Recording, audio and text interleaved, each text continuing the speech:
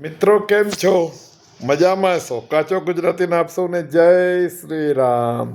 પાકિસ્તાન સામે મજા આવી ગઈ નહીં? 8-1 જીતી ગયા, હરાઈ દીધો ખરાબ રીતે પાકિસ્તાનને 61 રનથી. અરે એમના બધા સ્પિનરોને બરોબર ધોયા છે. શું વાત છે, શું બેટિંગ કરી છે આપણા લોકોએ. સૂર્યકુમાર યાદવે, ઈશાન કિશને, અને આ બાજુ ઓસ્ટ્રેલિયા અને ઝિમ્બાબ્વે અને શ્રીલંકાએ બંને હરાયા એનું. શ્રીલંકા સામે તો ઓસ્ટ્રેલિયાની પોઝિશન બહુ સારી હતી, 100 રને એકે વિકેટ નહોતી, પણ પછી શ્રીલંકાના બોલરો એટલી સારી બોલિંગ નાખી કે 181 રનમાં તો ઓલ આઉટ થઈ ગયા એનો. અને શ્રીલંકાએ 2 વિકેટે કરી બી દીધા. ઓસ્ટ્રેલિયાની ટીમ, ઓસ્ટ્રેલિયા એટલે એક વારનું ધાકડ ગણાતું હતું એનું.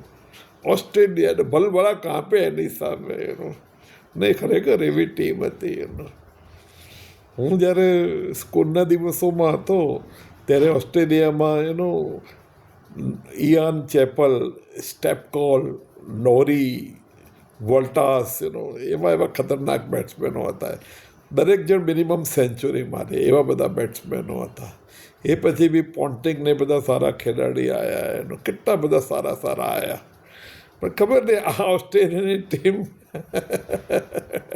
ઝિમ્બાબ્વે સામે હારી, શ્રીલંકા સામે હારી ગઈ. ઇવન ગઈ જે આપણી વર્લ્ડ કપ હતી એની અંદર બી એ લોકો સેમિફાઇનલમાં નહોતા પહોંચી શક્યા. આ વખતે તો સુપર 8માં જ નહીં પહોંચે એવું લાગે છે.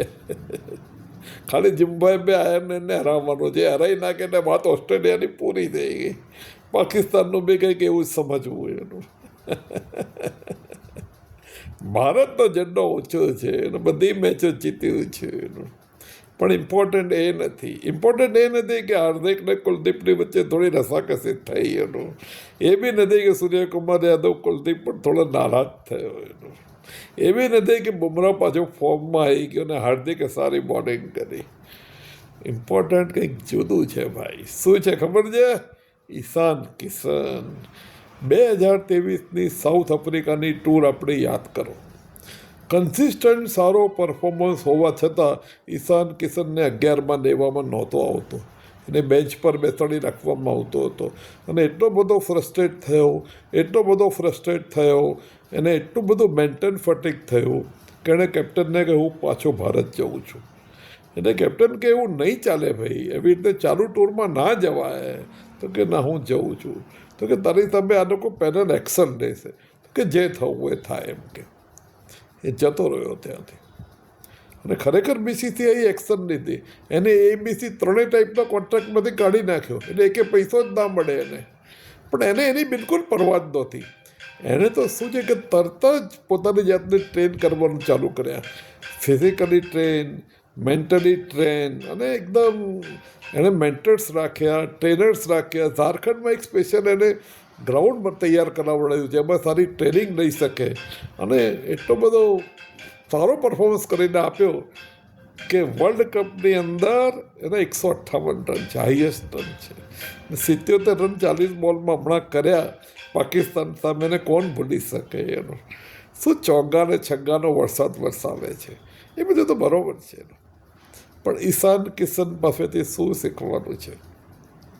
જિંદગીના આપણે કોઈ બી સ્ટેજમાં હોઈએ, ગમે એવા ડાઉન હોઈએ અને ગમે તેટલું આપણી પડતી થાય, પણ જો આપણે આપણી જાતને પ્રોપરલી ટ્રેન કરીએ, આપણી જાતને હાઈ સ્પિરિટ્સમાં રાખીએ, પ્રોપર મેન્ટર પાસેથી એડવાઇસ લઈએ ને સિસ્ટમેટિકલી કામ કરીએ તો બાઉન્સ બેક કરી શકાય છે. બાઉન્સ બેકનું ગ્રેટેસ્ટ એક્ઝામ્પલ ઈશાન કિશન છે. જબરદસ્ત. અને અત્યારે શું છે કે અભિષેક શર્માને લોકો ભૂલી ગયા, એટલી સારી બોલિંગ કરે છે. એ જુદી વાત છે કે અભિષેક પહેલી મેચમાં રમ્યો નહીં, ફિટ નહોતો, ને બીજી 2 મેચમાં 0-0 કર્યા. એ તો બહુ જુદી વાત છે. પણ ધેટ અપાર્ટ, જબરદસ્ત છે ઈશાન કિશન. ઈશાન કિશનની બેટિંગ જોવાની જે મજા આવે છે એક જમાનામાં વિરેન્દ્ર સહેવાગની બેટિંગ જોવાની એવા મજા આવતી હતી. ચોગ્ગા છગ્ગા. ઘણા લોકો તો મને એવું કહેતા મેં સાંભળ્યા છે કે અમે ટેસ્ટ મેચ ઇન્ડિયાની એટલે જ જોતા હતા કે સહેવાગ રમતો હતો, અને સહેવાગ જેવા બેટ્સમેન રમતા હતા એટલે મજા આવતી હતી એનો. અને ઘણા ટીવી બંધ કરી દેતા તો સહેવાગ આઉટ થતો હતો. એવા બી ઘણા એક્ઝામ્પલ છે એનો. અને આટલી ફાસ્ટ અને આટલી સારી ગેમ રમતો હોય તો જ 2 વખત ટ્રિપલ સેન્ચુરી મારી શકે ને. કોની તાકાત છે? ઇન્ડિયામાં કોઈએ 2 વાર ટ્રિપલ સેન્ચુરી મારી છે? અરે એક વાર મારનારે નહીં મળે. આ કરુણ હમણાં મારી એનું એક વાર મારનારે નહીં મળે. Not even Sachin, not even Sourav, not even Dravid, not even Gavaskar, કોઈ નહીં. વિશ્વનાથ બી નહીં, કોઈ નહીં. 2 વખત ટ્રિપલ સેન્ચુરી મારી. અને પાછો એવો કે ભાઈ એની સામે સચિન હતો તો એણે જ્યારે કહ્યું કે ભાઈ 94 રન હતા તો સહેવાગે કહ્યું કે છગ્ગો મારીને સેન્ચુરી પૂરી કરીશ. સચિન કે નો, નથિંગ ડુઈંગ શાંતિથી રામ, સેન્ચુરી બહુ ઇમ્પોર્ટન્ટ છે. પછી 194 હતા ત્યારે પછી એણે સચિનને કહ્યું. સચિન કે નથિંગ ડુઈંગ. અને 294 પર પછી એણે કહ્યું કે હવે તો હું છગ્ગો મારીશ. અને 294 પર છગ્ગો મારીને એણે 300 રન પૂરા કર્યા. ઈશાન કિશનમાં મને વિરેન્દ્ર સહેવાગની ઝલક જોવા મળી છે. Aggression, absolute aggression at its best. જિંદગીમાં આપણે આવા લોકો પાસેથી શીખવું જોઈએ. આપણે ગમે તે પરિસ્થિતિમાં કેમ ના હોઈએ, આપણે જો મહેનત કરીએ, હાર્ડવર્ક કરીએ, સિન્સિયરિટી રાખીએ અને એક્સ્ટ્રીમ હાર્ડવર્ક કરીને ગમે તેટલા બાઉન્સ બેક કરી શકાય છે.